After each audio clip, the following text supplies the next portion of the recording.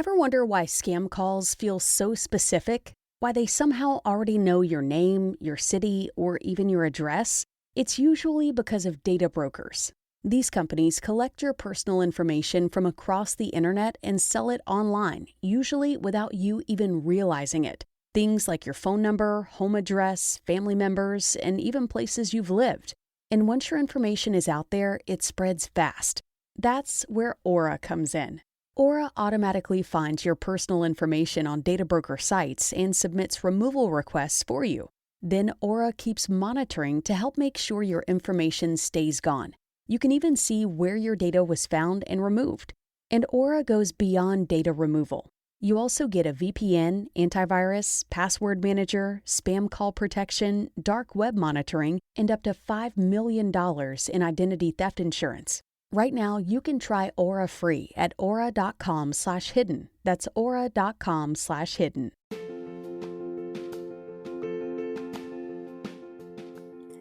Welcome to the Wired for Success podcast, your show for ambitious, mission-driven entrepreneurs who understand that there's more to entrepreneurship than finding the latest flash-in-the-pan strategies, who understand that in order to build your empire, you need a solid foundation. I wholeheartedly believe that entrepreneurship is the biggest self-development journey you can be on, and it's my mission to help you make that journey easier. In this show, I bring together the very best from science, self-development, and entrepreneurship to set you up for sustainable success. Hi, I'm Claudia Garbutt, the scientist and mindset coach behind this show, and you're listening to the Wired for Success podcast. Hey everyone, and welcome back to a brand new episode of the Wired for Success podcast, where we talk about all things science, self-development, and entrepreneurship that help you get to that next level of success in your life and business. And today I'm excited to bring you another expert interview episode. My guest today is serial entrepreneur and Amazon bestselling author, Stephen Halasnik. Over the last 25 years, Stephen has built 6 companies in the $5 million to $25 million revenue range. So I guess you could say he knows a thing or two about entrepreneurship, and I'm really looking forward to our conversation today. So welcome, Stephen, and thank you so much for being a guest on my show today. Well, I'm excited to be here, and I like the work that you're doing too, Claudia. I looked at your past work, and it's good stuff. It's quality. Oh, thank you. So let's start by talking about your entrepreneurial journey. I'm curious, would you say that you are a born entrepreneur? And by that, I mean, did you always want to build your own business?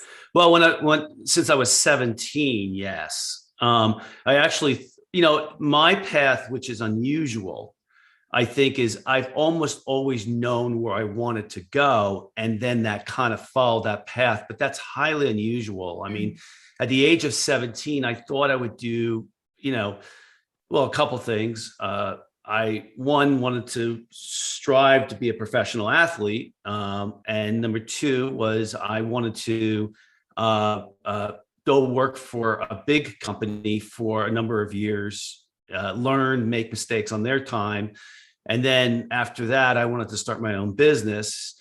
And I did all that. the professional athlete didn't come, but I did play baseball in college, and so So I would say born again, and also my family's history, not my parents, but I have relatives. My grandmother, who was 4'11" from Poland, in the early 1900s. Had 6 businesses. So, actually more than that, so I think it's in my family, my sisters, we tend to be kind of entrepreneurial. Right. So you'd say it's in your genes. I think so. Yeah. And I always find this fascinating because it was kind of like the polar opposite for me. I kind of fell into this without ever really wanting to become an entrepreneur. It was just something that kind of happened when I became a mom, and I didn't want to work the usual, well, it's not really 9 to 5 when you work in a lab. It's usually more like a 24/7 thing. So it kind of happened to me. But how did you come up with all your business ideas? Do you have a process for developing new business ideas, or do you just follow that instinct and intuition? Well, it's funny you should say that, because when I end up retiring, quote unquote retiring, which is I kind of plan on working for the rest of my life, that's the book I want to write next, was how do people come up with business ideas? Because I think it's the hardest part of entrepreneurship. So like most things in my life, I just plowed ahead. So what happened was I was 29 years old. I was working for Xerox Corporation, which for those of you who are younger, which most of you are younger than me, I'm 56. But so I worked for Xerox for 8.5 years, and Xerox was the Google of its time. And like the best people worked for Xerox. They really had a lot of talent there. And I really loved my work. And I really liked what I was doing. And I thought I would never, I thought maybe I'll just stay working for Xerox. But what happened was, you start to see as you grow farther in the organization, the political part of it, component of working for a large company. And I was terrible at that. And I knew it, right? So at the age of 29, I had actually been preparing to own my own business. I was taking courses, I was reading books, I was doing all these different things to prepare myself. And at the age of 29, one of the courses that I had take on cases from the Harvard Business School, it said how the probability of you opening up your business greatly diminishes as you get older, because you get a mortgage, you get kids, you get responsibilities, it gets really hard. I think that, by the way, that's changed a lot nowadays. But and so at the age of 29, my future wife, we had gotten engaged. She knew my dreams, and we were always talking about it, or I should say, I was always talking about it. And she said, if you're going to do it based on everything you're telling me, you better go do it. And I was like, great. I spent all this time thinking about how to run a business, but I never thought of what business I would run. I can't believe I did that. So I didn't have an idea. So my mentor at the time said, he goes, pick something that you know. Right. And at the time I knew digital printing, and that was new at the time. And so I ended up going into that field. And then, again, I mean, I want to be careful not to take up all the time, but each idea that came up that I came up for the businesses came up through research, reading, paying attention. I got better at it as I went along. And I also got better at evaluating if it was a good business to go into, which is the most important part, which is like, what's the gross profit margin? Yeah. Is it a business you think you're going to like? What's the upside? What's the downside? What's the challenge that you have to overcome for that business to be successful? So, each idea that I came up with, and I now have a business partner with two of my businesses. We came to the business from different angles. So I can't really give you a straight answer. I mean, I think if you're an aspiring entrepreneur, I think the number one thing you need to do is be aware of problems that are out there that aren't being solved. Right. Or problems that are being solved that aren't being solved very good, that not very well. And I think that's the thing that I've leaned now more toward, is going in that direction of trying to find, problems, which sounds easy, but it's not. So you look for the frustration, the pain points. How can you solve those pain points? But then how do you develop the idea and evaluate it? As you mentioned, you have to evaluate those ideas. You got to really dive into it it's like a term paper in college, like a research paper. You got to look at all the angles. So I'll give you an example. So I was looking at this one business called travel nursing. In the United States, travel nursing is when a registered nurse goes to work at a hospital for 13 weeks somewhere else in the country. And there's about 60,000 nurses that go and they work in all these different locations. and like Hawaii or Alaska or an Indian reservation in Arizona, all different places. And so I was evaluating that business. Those nurses would work for us, and then we placed them at these different locations that they want to go to. And I wanted to get a handle on the gross profit margin, which is really important.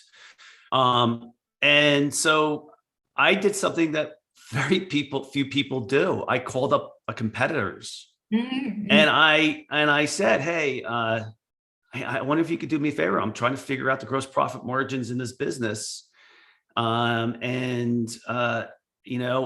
could you help me understand it better?" And in this case, I found a guy in Tulsa, Oklahoma, which is quite a far distance from me, the nicest guy in the world. And he said, "You know what?" He told me, he goes, we struck up a friendship. He goes, "Come out and see me, spend 2 days with us." And he wasn't the only guy who did that. That's amazing. Yeah. I mean, one of the thing is, when you're a small business, everybody's a small business. And so you're competing against these big guys. So you can find people who want to share information. And I have another friend who actually my son works for him now, because we had such a great relationship for 20 years, or 15 years. So that, you got to dive into it. You got to ask questions. What's the revenue potential? What's the gross profit margin? What is the big, like for travel nursing, the number one biggest problem I knew we were going to have to tackle is what did we do about housing for these nurses? I knew it. So I said, well, this is going to be it's going to be a pain in the neck for as long as I have this business. And I said, okay, I'm willing to do it. I mean, the other advice that I say, but in that same scenario about the gross profit margin, you will tend to, if you are the only one answering those questions, you will make up stories to make it so that you go into business. Yeah. And the gross profit margin, the guy showed me his gross profit margin, and I thought, you know what? I think I can do better than he can do it. I think I can do much better. And I didn't validate, gross profit margins at other businesses in that same industry. So I believed my own, thoughts too much. And that's the other thing, you can make up stories to justify anything. Yeah. And in relationships and in business and in your life. Right. Yeah. So that was the thing. So you got to really dive into it. And so like when I went from my second business to my third business, and by the way, all my businesses have been successful. And I define that by the idea that they've all made me money and grew my net worth. Okay. I have not really sold a business yet, which I have one right now that is sellable. So that will be one of the last achievements that I haven't done yet is sell a business. But the key is that you really want to dive into every single angle on a business and understand it. And because you're still going to get it wrong anyway, but you'll get at least 50 to 75% of it right. Yeah, I like that. I like that story about your going to your competitor and not focusing on the competition, but on collaboration instead. That's really powerful. And I also like how you mentioned those different stories that you can make up in your mind. And I mean, I think that can go either direction. So for someone with an entrepreneurial mind like yourself, you can make up those stories to reinforce that idea of going into that business. But other people who are more anxious, they will come up with all these reasons and these stories in their heads why they should not start that business. So it can go either way, I think. But what was the first business idea that you actually turned into a business, and how long did it take you to get that business off the ground? Well, listen, most people think, when you think of an entrepreneur, right, you think of a risk taker, don't you? Usually, yeah. Right. Well, I would change that thought process if I were you or everybody else who's listening. You make calculated risk decisions. Okay. So a lot of, I'm going to answer your question. What you do is you try to minimize the downside so that you can increase the upside. So my first business, which was a digital printing business, which was okay. So what was happening was there was these two, and this history of going in, reducing my risks so that I can try the business out, went through every single business I had. Okay. And so the first business was the first one, which was, but is a good example. The digital printing business that I was going into, there was two major digital presses coming out that one was coming out of Germany and one was coming out of Israel. And they both cost $500,000 to purchase. Ooh. So I was going to have to start a business with $1 million. Mm-hmm. Okay. Now I certainly, nobody has that type of cash. Okay. And by the way, if you have that type of cash, you don't go into the digital printing business, but so what I said was, listen, I'm not going to let money stop me. And what I'm going to do is test the market. And what I did was I found companies that already owned the presses and I contracted with them. So I went out, I got to work of the digital press is it's unique at the time. And it's like customized work. And I said, I'll get the work, I'll farm it out to them. And when I get enough revenue or when I can see the marketplace, I'll buy it. I'll buy the equipment and I'll cross that bridge when I get to it, but how I'm going to do that. And so that's a typical example where, and that business, my first year, I made $80,000 my first year. Right now, by the way, I didn't leave Xerox. I worked from Xerox from 6 a.m. till 1 in the afternoon. And then I worked in that other business from, 1:30 or 2 o'clock. Well, I probably did more than that, but 2 o'clock to 8 o'clock at night. And so I, again, reduced my risk, which was I have income coming in. In the United States, I have health insurance because I'm working for somebody. By the way, my wife had a good job too. So, and I said, let me see if this business works. Right. And so that's kind of the way you do it. You reduce your risk. And that's the history. So you started it as a side hustle and tested the waters before you actually went for it full time. Yeah. What's lucky is that the second business I had, which placed really high-end technology consultants on long-term temporary assignments, it really did well financially. And so one of the things that I am a proponent of is that you need to have a runway. Because Claudia, let me ask you a question. How long do you think, depending on the size of the business, how long does it take for a business to be profitable to support paying the owner so that you can live your life? How long? Good question. I would say 3 to 5 years. 3 to 5 years. Yeah. So you better look at your business and say, can I support myself without the business for 3 to 5 years? Because that's what it's going to take. And but luckily with the second company I had was called Expert Seeker. It really grew my net worth so that I had the freedom in future businesses, because the third business that I had, which was Healthcare Seeker, which is registered nurse, that one, it did well, but that one, Expert Seeker, I got in on the bottom and it just took off the industry. Right timing. Right. The adage I use is a rising tide floats all boats. Yeah. Right. It's easier to build a company as the industry is going up. Well, Healthcare Seeker, I got the complete opposite. I went in at its height, it went down, and then I rode the wave back up, and it went down again. And so it's a crazy ride. And luckily, I still had enough money to try my fourth and fifth business at the time. So yeah. That's amazing. Yeah. And I'm always fascinated by how our challenges just change over time and how some things that we used to struggle with become so easy. And then there are these new challenges that just pop up out of nowhere, and we have to learn to deal with them. And that's why I always say that entrepreneurship is kind of like the biggest self-development journey that you can be on. So I'm curious, what did you find most challenging when you started your first business? And what do you find most challenging right now?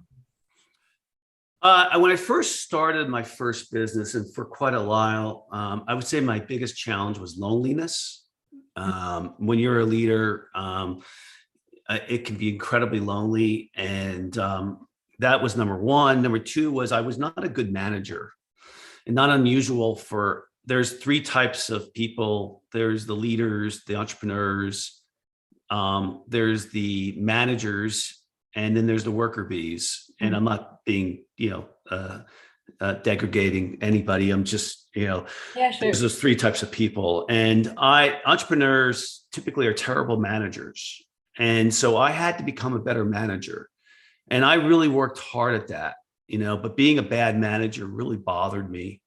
I mean, the way that I would get aggravated at people working for me, and the way I showed it, and my communication skills was really weak. And so I worked hard on it. I saw a psychologist. I hired a coach. I read books. I did everything I could. And I would tell you, I'm a good manager now. I'm not great, but I'm a good manager. So the biggest challenge, I would tell you, I'm very happy now. I mean, I've been happy for quite some time. And that's people are complicated. It's not just, no one's going to listen to this episode and all of a sudden they're going to be, oh, well, I'll just do everything that Steve does or Claudia tells us to do and listens to all your episodes. And it's just not going to work that way. We're all on a self-discovery. I think, so the biggest challenge I have right now, let's see, what's the biggest challenge I have right now? I mean, my biggest challenge is I have a great business partner. He's fantastic. He's been my business partner for 10 years. And we have two businesses together, and they're both doing great. He is 58, 59. And he kind of, at some point, I think he wants to retire, and I don't. And his skill set is really important for our business. So the biggest worry I have, and he and I talk about it, is that he will burn out before I do. Right. And then what am I going to do? So, I mean, I've combat that issue for about 2 years now. And I've tried to put things in place to try to minimize that stress. And but that's my biggest worry right now. You have to send them over to me because I can help him with that. Well, unfortunately he's got, he's done well financially. He had another business that he sold, and I don't think that's a different topic. But the other thing I would tell you is I'm a practicing Buddhist, and so that Buddhism has really helped me become a better person, and it's it's always a lot of work, and but that's helped me as well. So I'm a lot more calmer than I was when I was younger. That's super interesting. Is it the mindfulness aspect of Buddhism, or what would you say is helping you most there? Yeah, I think mindfulness. I think just talking. I have a group of people that we're all practicing Buddhism, and we talk about issues and those type of things. I would tell you that's more about a plot. Listen, Buddhism is thousands of years old, and they the whole technique behind Buddhism, they figured it all out. It's like they figured life out, don't be attached to things. The number one thing that I've learned over the years, over the last year, is it's been really shows itself over and over again that all of us, we all struggle. We all, are all imperfect, and that was a revelation to me, was that, life is about struggling and suffering. And if you're not a Buddhism, you think that that's over the top. But when you start to study Buddhism, and you're observant of other people, you realize the suffering that we create for ourselves. And I think that is, that's made me feel much more comfortable, is understanding that I create my own suffering, not so much now, but I worked on it. So it's empowering. That's what you're getting from it. Well, I think so. I think I've always felt empowered, but I think, this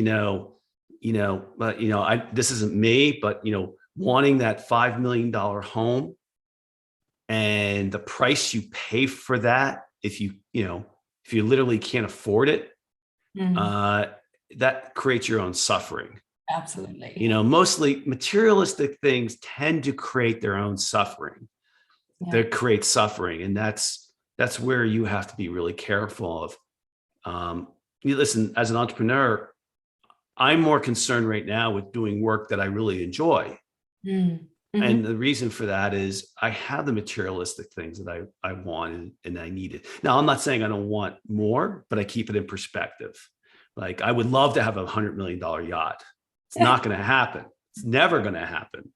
But it's never going to happen. And keep in mind, to have $100 million yacht, you need to be a billionaire. So that's like, it's nice to dream, but I'm not going to work my keister off to do that. So what do you do when you face a new challenge? Do you try to work through it on your own at first? Do you talk about it with your friends? Do you hire a coach straight away? Or how do you approach that new challenge? Well, I'm probably one of the most tenacious person you'll ever meet. So I'm like a dog with a bone. I don't give it up, So I'm a foxy person. I'm very, I'm very cunning that way.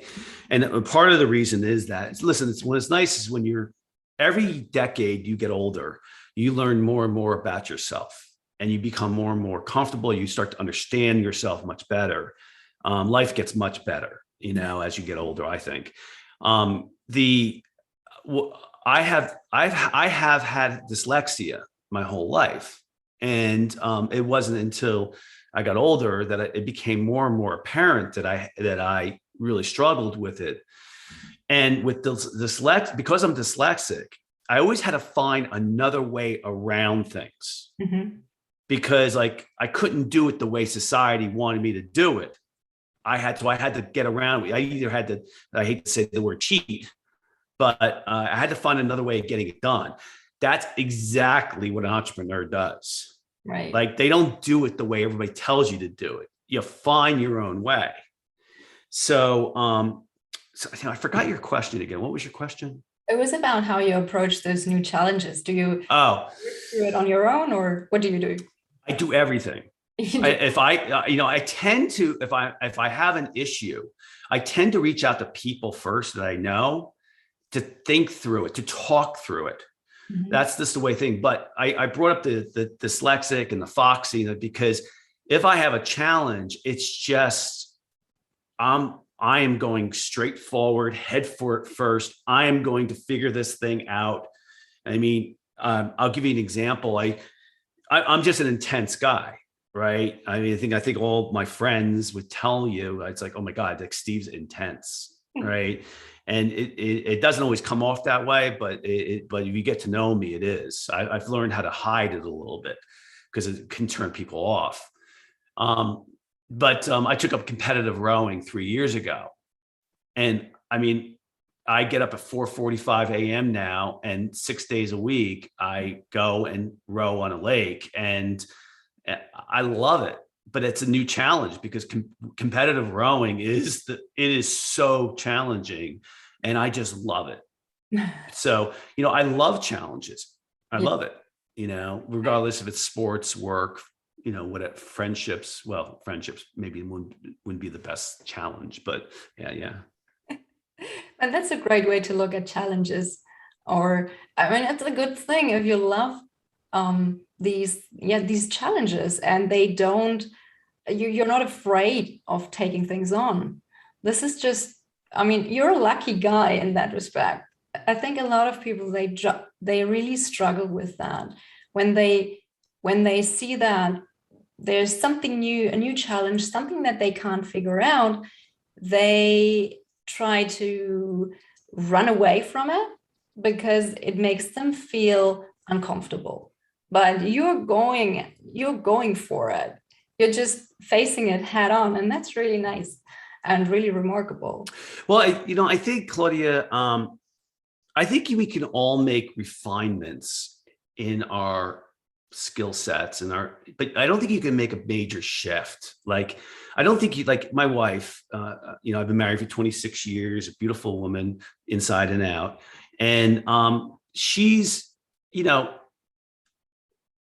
would never go start a business. It's not her. Right. And so, even if she said, she wouldn't, but she said, I want to make this major change in my life and I want to start my own business. It wouldn't be her, but she can make little adjustments if she wanted something in particular, like for her, she hasn't worked in 18 years, luckily. And she has her master's in accounting. But if she wanted to go back to work just to find a job that she found fulfilling, that would be an adjustment that she certainly could make, getting that mindset difference. So I think and the other thing I wanted to say this earlier, I remember when I first started in my 20s, I thought, okay, I'm going to learn what all the other famous entrepreneurs, Bill Gates, Steve Jobs, what they're like, and then I'm going to do what they do.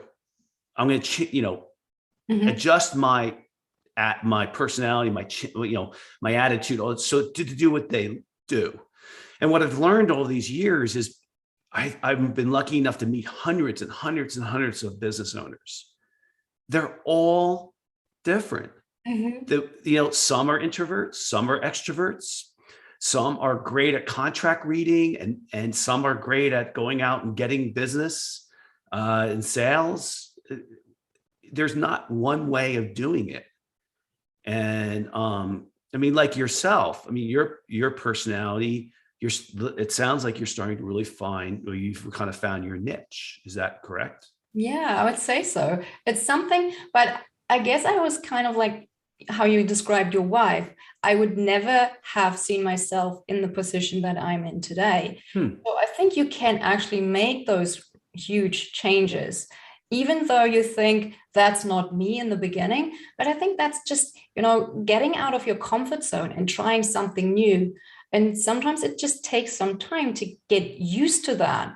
And then you see that you can actually do it. So yeah, I think you have more experience in that area than I do. I haven't really seen people make this huge change in their lives. Although, listen, I don't know anybody has an addiction, which I would say, when you go from addicted to alcoholism to not addicted to, not addicted, but, that's a huge change. Right. So I guess, and I know a lot of people, so I just haven't, I think you see it more than I do. And I think that's encouraging and exciting to me. You can make this huge change in your life that way.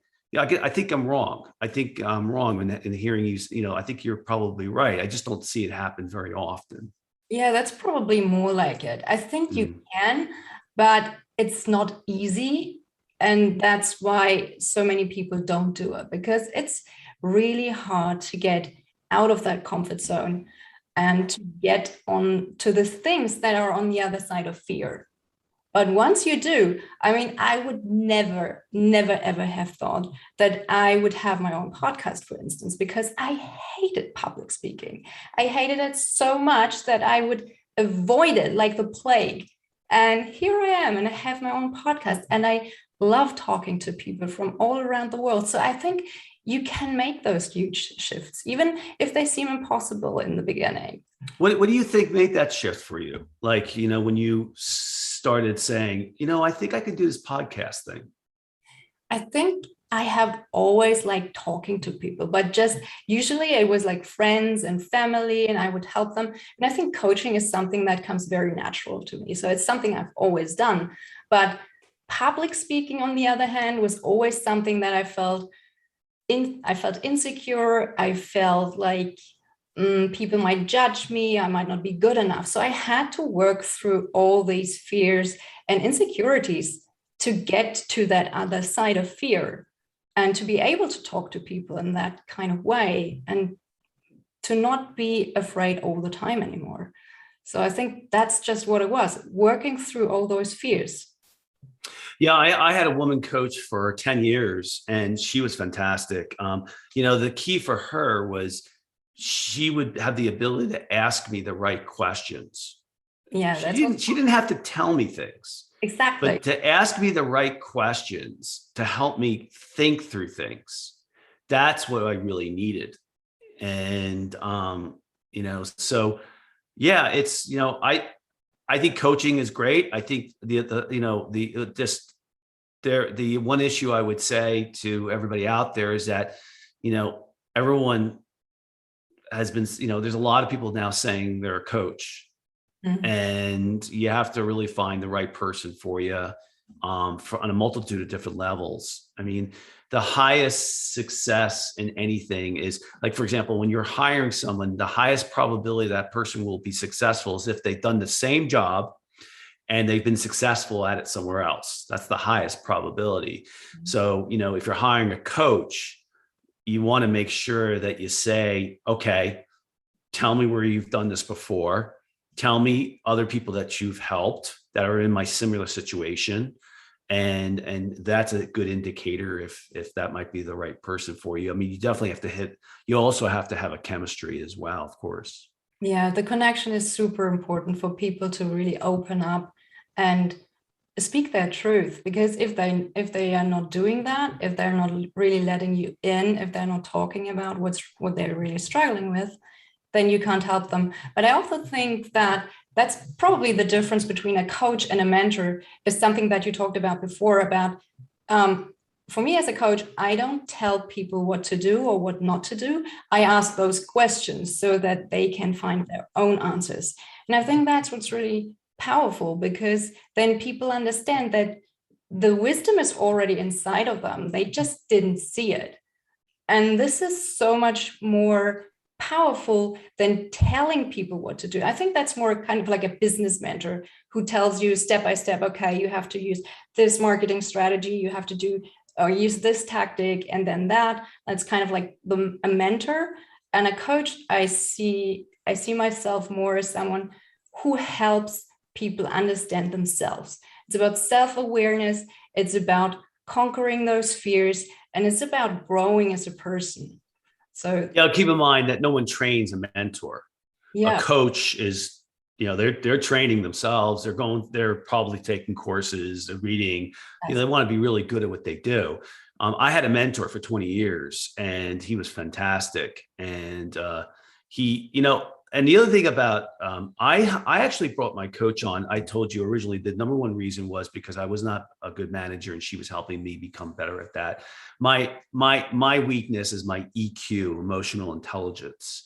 That's where my weakness is. So, but the second thing was, for the first 15 years of my entrepreneur career, I didn't have a business partner. And so she was my sounding board. Yeah. Someone who, what happens too is, your coach, 10 years is a long time, right? She really was my psychologist, right? And after a while, I learned everything I was going to learn from her. But and I did try other coaches, but they weren't as good. And but I continued to keep her on because I needed emotional support. Yeah. So. And that's very common. I mean, emotional intelligence is something that I train with my clients as well, because it's something that a lot, especially of those high achievers, they are not in touch. And then this sounds touchy-feely, but they are not in touch with their emotions. They don't really understand what they're feeling and how this influences their behavior, and how it also influences their communication style, for instance, and what they can do to improve that, to improve their relationships. So that is a big field that I help my clients with as well. And I think that's super important. Now, Sorry, go ahead. No, finish your thought. Go ahead. No, I was preparing myself for the next question, but if you want to add something, go ahead. No, it's okay. Okay, so if you could go back in time, is there anything that you would do differently? And what advice would you like to give your younger self? Well, if I could go back in time, I would have. It's going to be awfully deep, but I'm a big guy. I'm strong. I'm big. I'm 6'1", 235 pounds, and all muscle. And so the reason why I say that is that I actually got bullied for a long part of my younger life, from the age of 12 to 18. So I would have gone back and got some help. And from my parents weren't really aware of it. Maybe I told you I was really foxy. And so I was able to hide it from them, but I really needed that help. And it really affects my personality, that being bullied for that long period of time. So, it's something that that's what I would have changed. I would have gotten some help to help me address those issues. What was your second question about me? So the advice would be get help if you need it. Get help. Yeah. A lot of things are a little different, as a parent. Like, listen, my number one most important job is being a great parent. That's my number one most important job. I have two beautiful boys, and that's my number one job. And, things have changed for the better as far as parenting. I mean, I don't know if it's the same way where you are in Germany or in Europe. Parents are much more involved with their kids, and everyone says it's too much.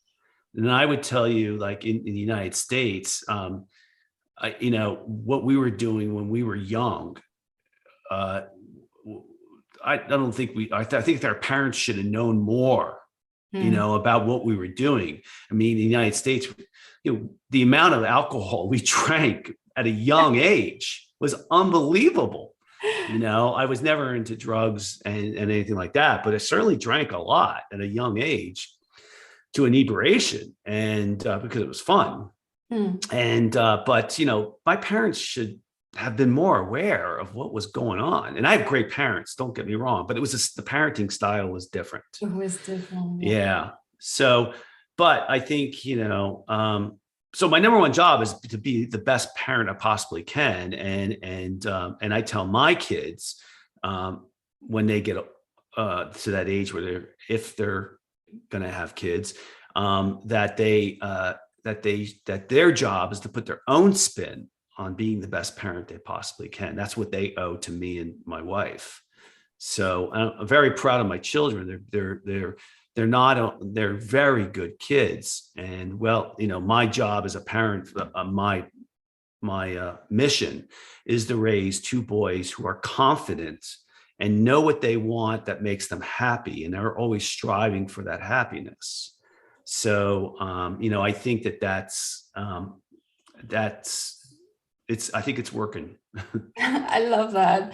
I know that entrepreneurship and family, they don't always mix well, and that you have to be very intentional about how you spend your time in order to be that great dad and to be and to still be a great entrepreneur. And I know that you don't have to choose and that you can have it both, but it does require knowing your priorities, setting healthy boundaries, and really being disciplined as well. So how would you say, how do you balance work and family? Can you walk? I know my priorities, number one. Yeah. Oh, and so listen, I've kept a life plan. I call it a life plan. It's a one pager. It's since I was 21 years old. Okay. Wow. And on that life plan, I have my priorities. Okay. And what's interesting, as I got older, I learned my priorities switched around. There's 5. Okay. Number one, which I think is going to surprise everybody, is my number one priority. What would you think my number one priority? I know I said it early, but what do you think my number one priority is, Claudia? Being a great dad. Yeah, no. I know I said that. I lied. Okay. It's my health. I can't be what I learned in my 40s, not that I have any health issues, is that if I don't take good care of myself, I can't be a good husband. I can't be a good dad. So number one is health. And what does that mean? That means that every day when I get up, or the night before or whatever, I think, what am I going to do today athletically or to keep myself fit? Okay. How am I going to eat? How am I, I don't think about what I'm going to eat, but I eat well, I eat healthy because I need that energy. Okay. I need to take care of myself for my family and for my work. So number one, health. Number two is family. Okay. That's my priority. Number three, work. Number four is continuous learning. And number five is giving back. So that's the way I live my life. I mean, if there's a problem with my family, I don't go say, well, I'm sorry, I can't deal with that problem. I got to go to work. I'm within reason, right? Sure. Okay. And those priorities is what I think has made me a well-adjusted person. The thing that I always say is being an entrepreneur, and let's face it, a serial entrepreneur, it is a marathon. It is. And if you're going to run up a hill at, a sprint, you're not going to have the energy. And I'm as enthusiastic about what I do in my business now as I was when I was in my 20s. So, and I think it's because of the balance that I have in my life, which is, by the way, my mission statement. My mission statement is to always be cognizant of my priorities and to have a balance in my lifestyle between all those priorities.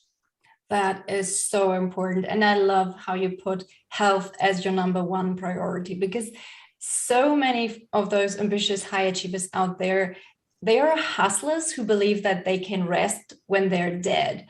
So to me, that's a terrible way to look at it. Go through your life that way. That's terrible. It's terrible. Yeah. Because, as you said, in my humble opinion, physical, mental, and emotional health is the foundation for any sustainable growth. Because if you don't make time for your wellness, well, you'll be forced to make time for your illness at some point, right? And it's just so sad to see those people achieve incredible things only to crash and burn eventually because they can't sustain their business success. And that's why I help my clients with this holistic health approach, because that's the foundation that I teach. Because as a biologist, I have the physiology background, and then I add in the psychology as well. So we're looking at that holistic health as the foundation of their success. And that's why I think it's so powerful and important. Yeah, I think that the people that I see are the happiest are the ones that is kind of a different track. They're always learning. They're always looking forward to something. They're always improving. Those are the people that I think tend to be the happiest. Over the last year or two with my Buddhism practice, what I've seen is, I think the next 1/3 of my life, because I've been through 2/3, I hope I have the next 1/3, is going to be giving back.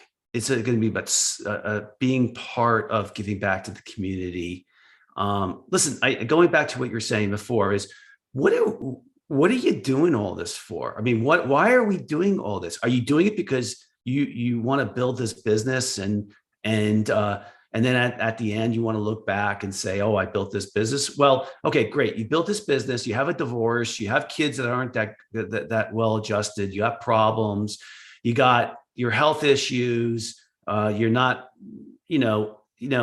what are you doing this for? You're doing this for us to be happy. And I'm going to tell you right now, having a successful business, yes. Does that make you happy? Yes. But you got to have the other stuff first or two. If you sacrificed everything for the business, I mean, my Buddhism group just finished a fantastic book. It was one of the best books I ever read, called The Death of Ivana Ivanovich, right? And it's by Tolstoy, which scares everybody because he wrote War and Peace.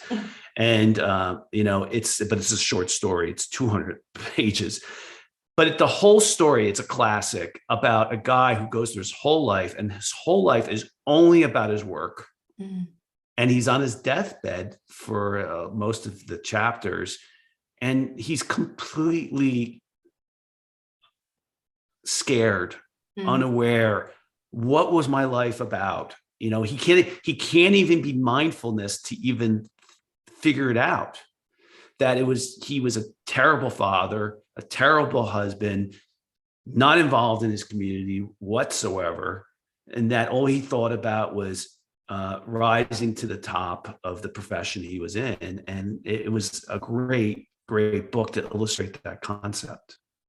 Right. So if you focus too much or just on the work, it's probably leading to a lot of regret later on in life, because I think so. I think too. I think they go hands in hand. I think that if you have a good personal life, you'll have a good work life. If you take good care of yourself health-wise, your work will be better. I think it just goes in hand. I think everything goes out of whack when those things are out of balance. By the way, throughout your life, you'll never be completely in balance. Yeah, it's always something, right? And that's, you could say, oh man, when is this going to end? When am I going to stop having problems? You're never going to stop having problems. It's the way you either I do one thing really well. I am good at putting myself in a position where I don't get into more problems. Mm-hmm. I'll give you an example. I have a friend who came to me that I'm kind of known in this group of friendships of entrepreneurs that I know for having a really stable life. And he came to me, he said, Steve, I'm thinking about buying this house with my wife, and the guy next door is a pedophile. Ooh. Right. And I said, so I said, I'll cut to the chase. I told him, don't buy that house. Mm-hmm. You're going to be worried about it for the rest of, you living there, that the guy next door is a pedophile. Do you need that stress in your life, regardless of what that house goes for, if it was cheap or not? I said, your kids are going to, you got to be worried about that your whole life. I go, and I didn't say economically the house is going to not sell for more, or I know you're getting this great buy. It's, whatever, cheaper or whatever. I said to him, I go, you really want to live every day knowing that your kids have to live next door to a pedophile? I mean, that's an extreme, right? I mean, extreme, but it is a good example of, I said, I would never put myself in that position because I don't want the problems. Right. Yeah. So I think you got to, be preemptive in going in a direction and saying, is this really the right decision? Like I have neighbors who send their kids to this really, really expensive private school. We have a great school district where I live. And they're so stressed out because it's an hour and a half drive each way. I'm like, you put yourself in this position. Yeah, you can eliminate some of those problems. Yes. Yes. So last question for today, where can our listeners find you online if they would like to connect or work with you? Well, my website is, I'll give you my website, although that's not the way to connect with you. Financingsolutionsnow.com is one of my companies. And again, what I do now for a living is I loan money. That's basically what I do. I loan money to other businesses. So financingsolutionsnow.com. If you want to connect, my Twitter feed, which I tweet daily about running a business, at S Halasnik. So it's SHALASNIK. If you want to email, you can email me at halasniks@gmail.com. So it's HALASNIKS@gmail.com. And if you want to call me because you have a problem or something like that, again, we only provide lines of credit to businesses in the United States. So I can't help people elsewhere. But if you have a business problem, I'm always open to listening and trying to help. My phone number is 973-917-2019. Fantastic. Thank you so much, Stephen, for sharing all those tips and insights. I really appreciate it. You're welcome, Claudia. And I like the work that you're doing again. Thank you. And take care. Talk to you Thanks, soon. you too. Bye.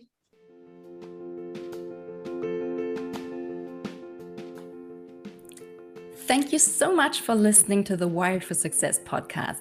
I hope you've enjoyed it. If you did, please take a sec to rate and review my show. It would mean the world to me because you'd help me reach more entrepreneurs like yourself who would love this show.